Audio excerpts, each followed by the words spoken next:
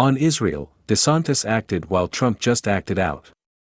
When the full history of the Israel-Gaza war is written, Florida Governor Ron DeSantis' decision to partner with a nonprofit that specializes in bringing U.S. citizens home from conflict zones will be just a small detail.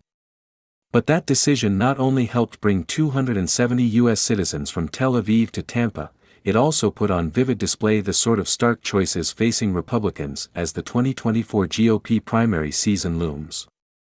The Florida state government's airlift partner was Project Dynamo, a veteran-led organization formed to help rescue people in Afghanistan after the United States withdrew troops in 2021.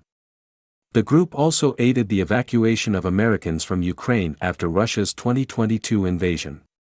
Florida's move, after the massive Hamas attack on October 7, was a calculated gamble. Hamas claimed responsibility for a rocket attack targeting Israel's Ben Gurion International Airport, and many airlines suspended flights to and from Israel.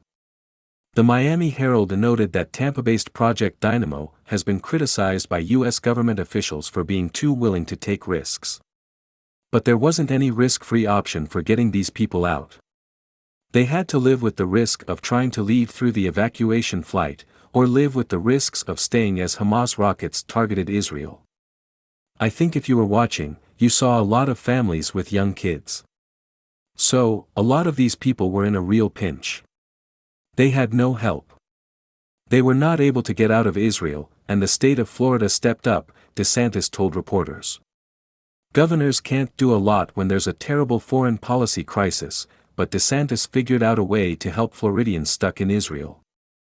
Most GOP presidential candidates issued a statement denouncing Hamas and pledging support for Israel, but DeSantis managed to actually do something. Even if it was only the relatively minor matter of getting 179 adults, 91 children and 2 dogs out of harm's way, he earned the right to take a bow. Contrast that with Donald Trump, far and away the most likely Republican presidential nominee. For days after the Hamas attack, the former president leapt into action, praising Israel's enemies as very smart and venting his spleen about Israeli Prime Minister Benjamin Netanyahu supposedly backing out of helping with the ultimately successful U.S. drone strike in 2020 against top Iranian General Qasem Soleimani in Baghdad. Trump was at his Mar-a-Lago resort in South Florida, making long, rambling remarks to his adoring Club 47 fan club. I'll reproduce them here at length, to provide the full, statesmanlike flavor. I'll never forget that Bibi Netanyahu let us down, that was a very terrible thing, I will say that.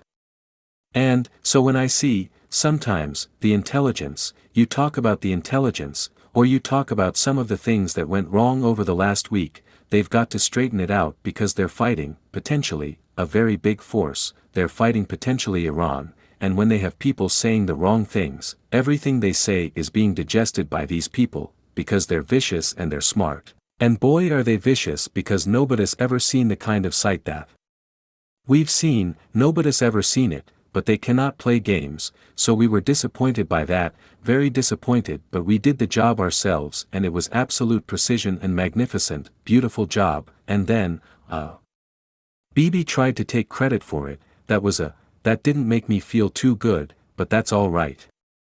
Note that Trump didn't explain why the United States would need Israeli cooperation or sign off on an effort to take out an Iranian figure on Iraqi soil.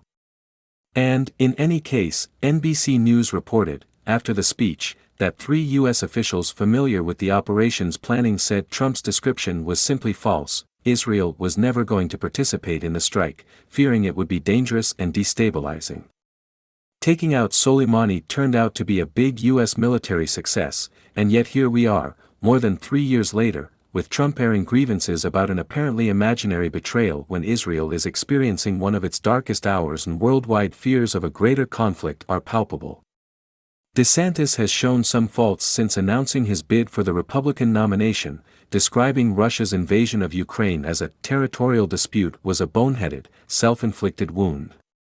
But he was re-elected in 2022 in a landslide because he gets things done for Floridians, which DeSantis decisively showed again with the Israel airlift. DeSantis might or might not turn out to be the best GOP alternative to Trump, but his recent conduct, in contrast with Trump's bellyaching about Israel, underlined what's at stake if Republicans continue on their current course. Trump is a fundamentally unserious person running for the presidency in a deadly serious world.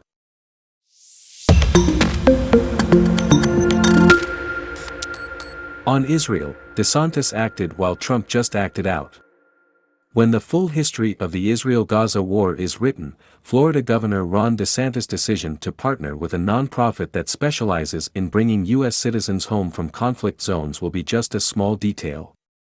But that decision not only helped bring 270 U.S. citizens from Tel Aviv to Tampa, it also put on vivid display the sort of stark choices facing Republicans. President Biden's finest hour. This column doesn't always abound with praise for President Biden and his administration. This week's is an exception. On October 8, the day after the greatest atrocity in Jewish history since Auschwitz and Bergen-Belsen, Jews in Israel and the diaspora woke up without a leader. The Prime Minister of Israel has never been, in a formal sense, the leader of the Jews, even when the office was held by people far worthier than Benjamin Netanyahu. But the Prime Minister does have the most important job in the Jewish world, which is to ensure that Israel be a safe haven for Jewish life. The Jewish people have long memories. Whatever happens next, Netanyahu will be remembered, irrevocably, as the man who failed, not tragically, much less heroically, but selfishly, arrogantly, despicably. He maintains political authority but is devoid of moral authority. I cannot imagine a future for him or his cabinet of blowhards and toadies except in exile, walled compounds or prison cells. Biden stepped into the vacuum. I have read, probably a half-dozen times now, his October 10 speech about the massacres. For its moral clarity, emotional force and political directness it deserves a place in any anthology of great American rhetoric. Without equivocation, without the mealy-mouthed clichés and evasions that typified so many institutional statements about the assault, the president said what Jews desperately needed to hear. That the massacres were pure, unadulterated evil. That there is no excuse for what Hamas did. That Israel has an affirmative duty to defend itself, not simply a passive right. That the United States will make good on its commitment to a Jewish state not with feeble statements of solidarity but with the surge of military force.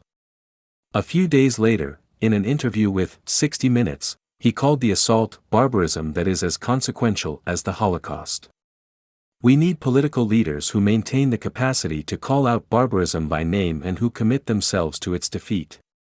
We need it especially on the political left, certain corners of which waited only a few days before returning to their usual program of denouncing Israel for its alleged or anticipated war crimes. These are the same people who sometimes pretend to believe in Israel's right to self-defense but offer no plausible strategy for how Israel can exercise it against a terrorist enemy that hides behind civilians. We also need Biden's leadership given the moral void on the right.